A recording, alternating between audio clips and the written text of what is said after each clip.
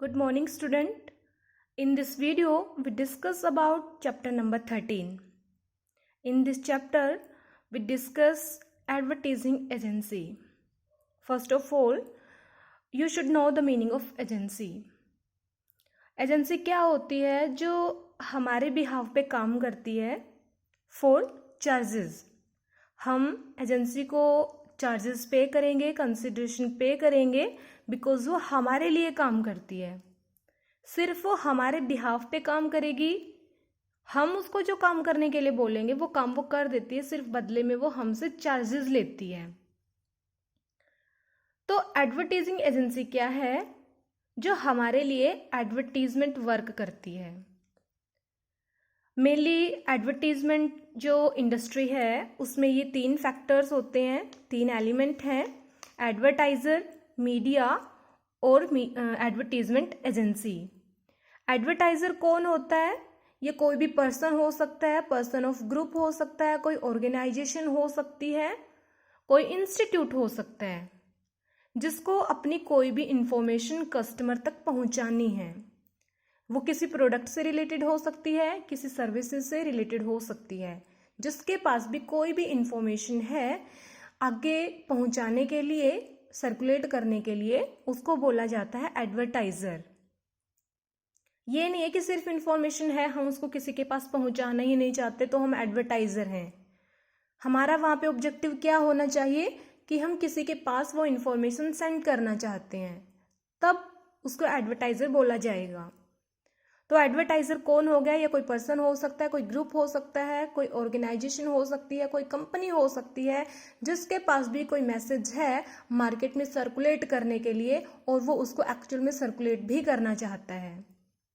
Then media, जो message advertiser के पास है, जिस मीडिया के थ्रू, जिस चैनल के थ्रू, जिस सोर्स के थ्रू एक्चुअल में वो पहुंचेगा कस्टमर के पास, उसको बोला जाता है मीडिया. Next, advertisement agency.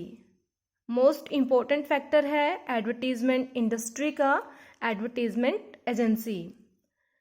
क्योंकि एक्चुअल में अब जो एडवर्टीजमेंट हमारे कस्टमर के पास पहुंचेगी वो एडवर्टीजमेंट एजेंसी ही उसका डिज़ाइन तैयार करती है, उसको प्रिपेयर करती है, उसकी प्रेजेंटेशन करती है.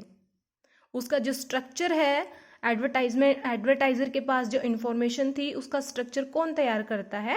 Advertisement agency. तो एडवर्टीजमेंट एजेंसी ऐसे लोगों का एक ग्रुप है जिसमें राइटर होते हैं, एक्टर्स होते हैं, आर्टिस्ट होते हैं, मार्केट का रिसर्च करने के लिए रिसर्चर होते हैं. ऐसे पर्सन इंक्लूड इसके अंदर होंगे जो कस्टमर की नॉलेज रखते हैं. क्योंकि हमारी जो एडवर्टीजमेंट है उसका स्ट्रक्चर तैयार करने के लिए हमने मार्केट की भी सर्वे करनी पड़ेगी, कस्टमर के बारे में भी हमें पता होना चाहिए, जिसको मीडिया की नॉलेज है. क्योंकि मीडिया के थ्रू ही जो एडवर्टीजमेंट एजेंसी है वो एडवर्टाइजर का जो एडवर्टीजमेंट है, जो मैसेज है, कस्टमर के पास पहुंचाएगी.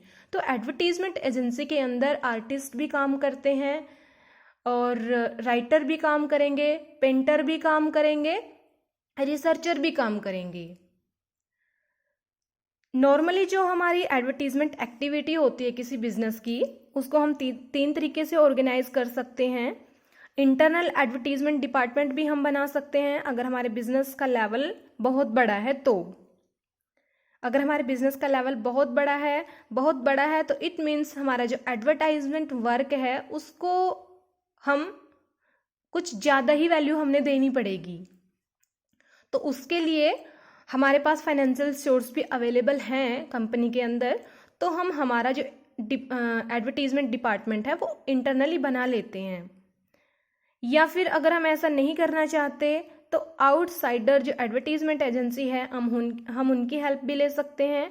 या फिर इंटरनल एडवर्टीजमेंट डिपार्टमेंट भी हमने बना लिया है बट ये सारा काम नहीं करता खुद, ये भी हेल्प ले लेता है आउटसाइडर एडवर्टीजमेंट एजेंसी की. तीनों में से कोई भी एक सिचुएशन हो सकती है. बट आज के टाइम पे जिस तरीके से हम देख रहे हैं कि बिजनेस का जो स्कोप है वो काफ़ी ज़्यादा एक्सपेंड कर रहा है, तो नॉर्मली हर एक बिजनेस, चाहे वो छोटा हो चाहे वो बड़ा हो, अपनी एडवर्टीजमेंट देने के लिए आउटसाइडर एडवर्टीजमेंट एजेंसी का ही यूज़ करता है, क्योंकि एडवर्टाइजमेंट देना एक टिपिकल वर्क है। बहुत सारी इसके अंदर क्रिएटिविटी की ज़रूरत पड़ती है, बहुत सारे लोगों की ज़रूरत पड़ती है। तो एडवर्टीजमेंट एजेंसी की हेल्प लेना बिजनेस के लिए कंपलसरी हो गया है। फीचर्स ऑफ एडवर्टीजमेंट एजेंसी, क्या क्या इसके अंदर फीचर्स होती हैं एडवर्टीजमेंट एजेंसी के अंदर।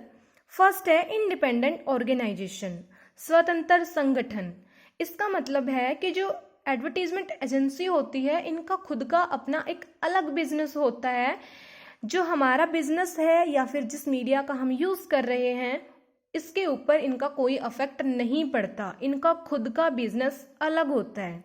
एडवर्टाइज़र ने जो ऐड दिलवानी है वो इसकी रिस्पॉन्सिबिलिटी एडवर्टीजमेंट एजेंसी को दे देगा। सिर्फ इतना ही रिलेशन इनके बीच में है और ये चार्जेस ले लेगी।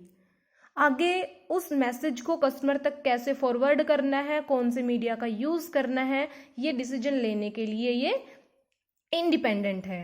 एडवर्टाइज़र इसको खुद नहीं बताएगा कि आप इस मीडिया का यूज़ करो या फिर आप इस तरीके से हमारे मैसेज को डिज़ाइन करो, क्योंकि अगर ऐसा करना होता तो एडवर्टाइज़र जो है वो खुद उसको प्रिपेयर कर लेता, खुद अपना मैसेज कस्टमर तक सेंड कर देता। तो एडवर्टीजमेंट जो एजेंसी है उसके ऊपर एडवर्टाइज़र का भी अफेक्ट नहीं पड़ता और ऐसे ही मीडिया का भी अफेक्ट नहीं पड़ता। मीडिया किसी भी एडवर्टीजमेंट एजेंसी को ये नहीं बोलती कि आप किस एडवर्टाइज़र का ऐड देने के लिए रिस्पॉन्सिबिलिटी लो या किसी की ना लो।